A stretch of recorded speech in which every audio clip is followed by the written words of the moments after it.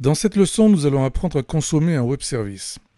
Alors pour ceux qui ne savent pas ce qu'est un web service, une petite définition simple, il s'agit d'une application accessible via des protocoles Internet standards, c'est-à-dire une application qui se trouve sur un serveur quelque part sur Internet en général, ou dans l'entreprise, et à laquelle on va accéder au travers d'URL la plupart du temps, donc un petit peu comme un navigateur qui accéderait à un site web, sauf que là il s'agit d'une application qui accède à un service sur un serveur au travers donc d'une URL et des protocoles standards HTTP, HTTPS, etc. Plus bien entendu des protocoles spécifiques au web service, comme SOAP, REST, etc. Donc pour cet exemple, nous allons accéder à un web service qui est déjà en place, déjà fonctionnel.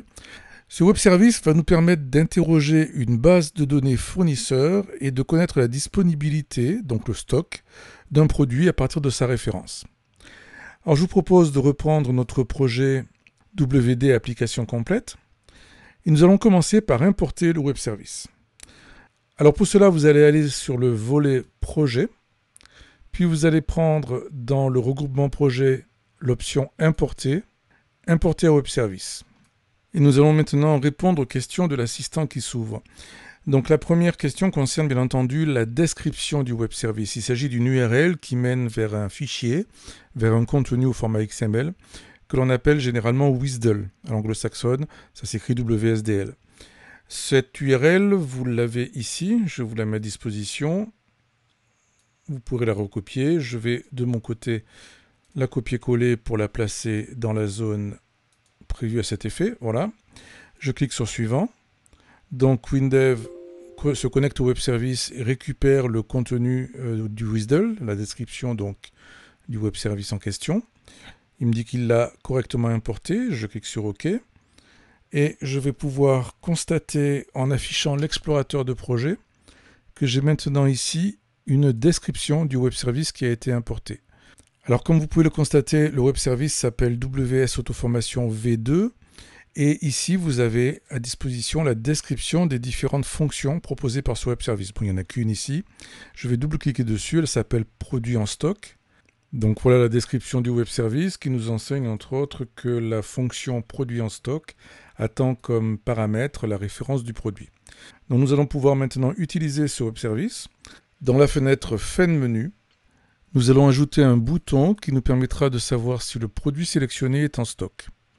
Donc je vais créer un nouveau bouton. Onglet Création, bouton. Je place le bouton ici. Je vais modifier son libellé. Je vais écrire en stock. Point d'interrogation. Et au niveau du code, clic droit code, nous allons mettre une ligne. Il s'agit d'une ligne assez simple qui utilise la fonction InfoConstruit pour construire donc une chaîne de caractères.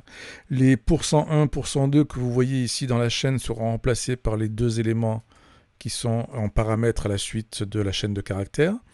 Donc le %1 sera remplacé par la référence prise dans la colonne référence. Et le %2, c'est ce qui nous intéresse le plus, sera remplacé par la valeur renvoyée par le web service que l'on appelle ici tout simplement en utilisant donc la fonction du web service produit en stock comme si c'était une fonction définie localement de manière tout à fait classique. Donc nous allons tester maintenant le fonctionnement. Je clique sur Go. Je sélectionne un produit, par exemple la référence numéro 2. Je clique sur En stock.